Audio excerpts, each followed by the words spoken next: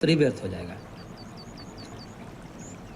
उसी को आगे कह रहे हैं योग सूत्रकार का भी मत को देते हुए कि स्वस्वामी शक्त्योः स्वरूपोपलब्धि हेतु संयोग तस्य हेतुरविद्या इति सूत्राभ्याम पातंजलि अपि संयोग हेतुत्वस्यैव अविद्यायाः तत्वाच्च।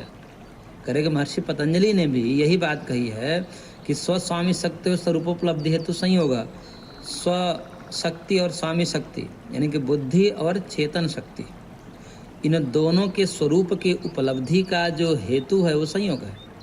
यानी कि प्रकृति के शुद्ध स्वरूप का भी पता तब चलता है जब जन्म होता है, और पुरुष के स्वरूप का भी शुद्ध रूप से पता तब चलता है जब जन्म होता है, यानी कि संयोग होता है। संयोग क्या है? प्रकृति पुरुष का संयोग। यहाँ पर संयोग का तात्पर्य कार्य प्रकृति से है। कारण जो प्रकृति माया है उसके संयोग होते हुए भी दुख नहीं होता, परंतु यहाँ पर प्रकृति का संयोग मतलब कार्य प्रकृति महदादि का संयोग ही लेना चाहिए। इसलिए स्वस्वामी शक्ति और स्वरूपोपलब्धि हेतु संयोग में संयोग कार्य प्रकृति का है, और उस कार्य प्रकृति का संयोग ही संयोग कैसा है? तो महर्षि ने कहा कि स्वस्वामी शक्ति, स्वशक्ति और स्वामी शक्ति के स्वरूप की उपलब्धि का हेतु है वह संयोग है। और फिर आगे कहा तस्य हेतु अविद्या इति, उस संयोग का भी हेतु अविद्या है। तस्य संयोगस्य हेतु अविद्या इति, तो यानी कि पहले संयोग कहा और संयोग का हेतु अविद्या को कहा। ठीक इसी प्रकार से यहाँ पर भी तद योग से क्या कहा?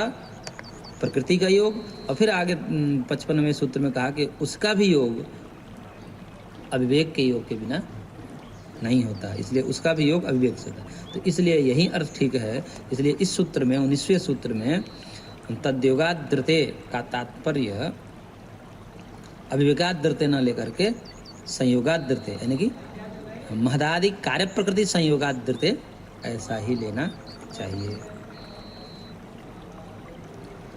और आगे कह रहे हैं किंच विवेकाभाव रूपस्य विवेकस्य संयोगत्वे प्रलयादवपि प्रकृति पुरुष संयोग सत्वेन भोगाद्यापत्ति। कह रहे हैं कि अविवेक को यदि हम कारण माने तो विवेक के अभाव रूपी जो अविवेक है, विवेकाभाव रूपी जो अविवेक है, उसका संयोग होने पर भी प्रलय आदि में भी प्रकृति पुरुष संयोग होते हुए भी भोगादि की आपत्ति आ जाएगी, यानी कि दुखादि की आपत्ति आ जाएगी। प्रलय आदि में तो अविवेक रहता है और अविवेक का योग ही दुख का कारण है, तो प्रलय आदि में भी अविवेक का होने से आत्मा के साथ वहाँ भी दुख होने लगेगा, परंतु प्रलय आदि में तो दुख होता नहीं। सुषुप्ति प्रलय आदि में सब दुख नहीं होते। कार्य जब सृष्टि की रचना होती है उस समय दुख आते हैं जीव को। इसलिए यदि अविवेक का योग होने मात्र से दुख को कहा जाए तो प्रलय आदि में भी दुख होने लगेगा, परंतु प्रलय आदि में दुख नहीं होता। इसलिए कहना पड़ता है कि प्रकृति यानी कि महदादि कार्य प्रकृति का संयोग अर्थात जन्म ही दुख का कारण है। जब जन्म नहीं रहता यानी कि महदादि के साथ आत्मा का संयोग नहीं रहता तब तक दुख नहीं होता। इसलिए मिथ्या ज्ञान रूपस्य विवेकस्य च संयोगत्वात्माश्रयः पुं प्रकृति संयोगस्य ज्ञानादिति अज्ञानादि हेतुत्वादि इति। इसलिए कह दिया कि मिथ्या ज्ञान रूपी जो अविवेक है उसको संयोग में हेतु मानेंगे तो आत्माश्रय दोष आ जाएगा। आत्माश्रय दोष का तात्पर्य है कि यहाँ पर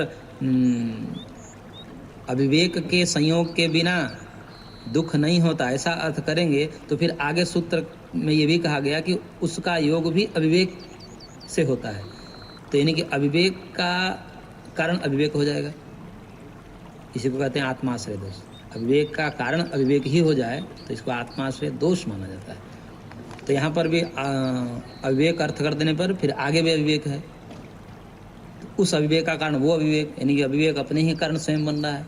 जैसे बेटा अपने ही कारण से उत्पन्न हो रहा है, अपने से उत्पन्न हो रहा है। बेटा बाप से उत्पन्न होगा, अपने से थोड़ी उत्पन्न होता है कोई।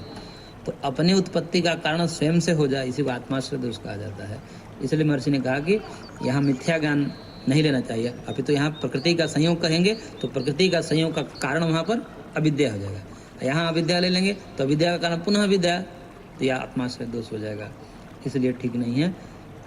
तो इसी को कहा पुम प्रकृति संयोगस्य ज्ञानादि हेतुत्वादिति, क्योंकि पुम प्रकृति यानी कि पुरुष प्रकृति के संयोग को अज्ञानादि हेतु होने से प्रकृति पुरुष का संयोग ज्ञान का हेतु है, और यहाँ पर प्रकृति पुरुष का संयोग दुख का हेतु है। इस प्रकार से समन्वय बन जाता है। तो इस सूत्र में तद्योगाद्यते का तात्पर्य है कि प्रकृति के संयोग के बिना नित्य शुद्ध बुद्ध मुक्त स्वभाव वाला जो पुरुष है उसको बंधन का योग यानी कि दुख का योग नहीं होता। यानी कि प्रकृति कार्य प्रकृति महदादि प्रकृति के योग से ही पुरुष में दुख का योग होता है। इसलिए 2 बार योग शब्द आया है, तद्योग तद्योगाद्यते। तद्योग से दुख योग और तद्योगाद्यते से संयोगाद्यते यानी कि प्रकृति संयोगाद्यते, ऐसा ही अर्थ समझना चाहिए।